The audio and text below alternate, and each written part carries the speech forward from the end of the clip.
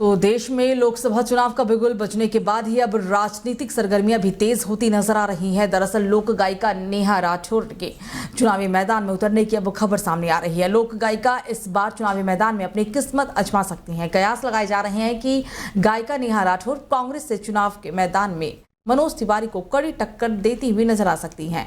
नेहा सिंह ने हाल ही में बीजेपी नेता मनोज तिवारी के खिलाफ एक बड़ा बयान भी दिया था। उन्होंने सोशल मीडिया एक्स के जरिए मनोज तिवारी के एक गाने को अश्लील बताते हुए कहा था कि अश्लील गायक आज संसद में बैठे हुए हैं, मुझे भोजपुरी को लेकर लड़ाई लड़नी है। कई लोगों ने भोजपुरी भाषा का अपमान किया है। वो पिछले कुछ दिनों से लगातार मनोज तिवारी के ऊपर हमलावर भी हैं। चलिए खबरों में आगे बढ़ते हैं। दिल्ली के सीएम अरविंद केजरीवाल ईडी के सामने आज पेश नहीं होंगे और एक बार फिर से उन्होंने हाईकोर्ट का रुख कर दिया है। नो कोरेसिव एक्शन की अपील को लेकर सीएम केजरीवाल ने हाईकोर्ट का रुख किया और वही इस मामले पर राजनीतिक हलचल एक बार फिर से तेज होती नजर आ रही है। दरअसल आपको बता दें कि आप मंत्री अतिशी ने इस मामले को लेकर एक बड़ा बयान दिया। मंत्री अतिशी ने कहा कि ईडी स्वतंत्र जांच एजेंसी नहीं है, वो कोई जांच नहीं करना चाहती है, बल्कि वो बीजेपी का एक राजनीतिक हथियार है। ईडी अरविंद केजरीवाल जी को बुलाकर उन्हें गिरफ्तार करना चाहती है।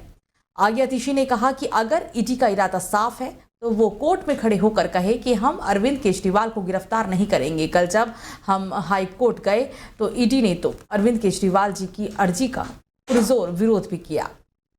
वो ये क्यों नहीं कह सकते कि हम अरविंद केजरीवाल को सिर्फ जांच के लिए बुला रहे हैं और उन्हें गिरफ्तार नहीं किया जाएगा। दिल्ली के मुख्यमंत्री अरविंद केजरीवाल जी ईडी के समन्स के खिलाफ दिल्ली हाईकोर्ट गए हैं। नो कोअर्सिव एक्शन की अपील लेके वो हाईकोर्ट गए हैं। वो चाहते हैं कि वो ईडी की इन्वेस्टिगेशन को ज्वाइन करें, ईडी के साथ कोऑपरेट करें। लेकिन हमारा ऐसा मानना है कि ईडी अब एक इंडिपेंडेंट इन्वेस्टिगेटिंग एजेंसी नहीं है। वो कोई जांच नहीं करना चाहती है। वो भारतीय जनता पार्टी का राजनीतिक हथियार है और ईडी अरविंद केजरीवाल जी को बुला के उनको गिरफ्तार करना चाहती है। अगर ईडी का इरादा साफ है, वो सिर्फ जांच चाहती है, तो वो कोर्ट में खड़े होकर कहे कि हम अरविंद केजरीवाल को गिरफ्तार नहीं करेंगे। कल जब हम हाई कोर्ट गए तो ईडी ने अरविंद केजरीवाल जी की अपील का पुरजोर विरोध किया। क्यों? वो क्यों खड़े होकर नहीं कह सकते कि हम सिर्फ अरविंद केजरीवाल को जांच के लिए बुला रहे हैं, हम उन्हें गिरफ्तार नहीं करेंगे? वो इसलिए नहीं कह सकते हैं क्योंकि उनका मकसद ही यही है। ईडी का मकसद है कि अरविंद केजरीवाल को गिरफ्तार करें। ईडी का मकसद है कि अरविंद केजरीवाल को प्रचार से रोकें। ईडी का मकसद है कि भारतीय जनता पार्टी का एक राजनीतिक हथियार बन के काम।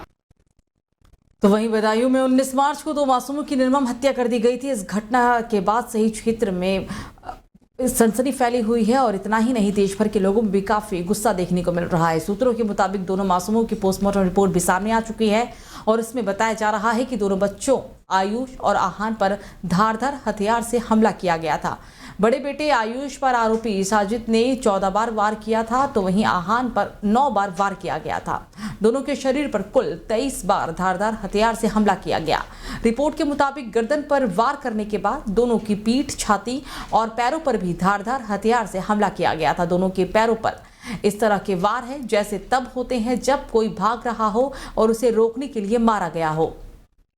तो लोकसभा चुनाव के बीच यूपी के प्रयागराज से एक बड़ी खबर सामने आ रही है। माफिया अतीक की पत्नी और माफिया के भाई की पत्नी को लेकर छापेमारी लगातार की जा रही है। बताया जा रहा है कि उत्तर प्रदेश में प्रयागराज में माफिया अतीक की पत्नी और भाई अशरफ की पत्नी प्रयागराज में ही है, जिसे लेकर छापेमारी की जा रही है। घरों में भी छापेमारी किए जाने की खबर है। तमाम लोगों से पूछताछ हो रही है। देर रात पुलिस को जानकारी मिली थी कि अतीक की पत्नी शाइस्ता परवीन और उनकी देवरानी जैनब शहर आई हुई है। हालांकि कई घंटे तक चले इस अभियान के बावजूद पुलिस को शाइस्ता और जैनब के बारे में कोई पुख्ता जानकारी नहीं मिल पाई।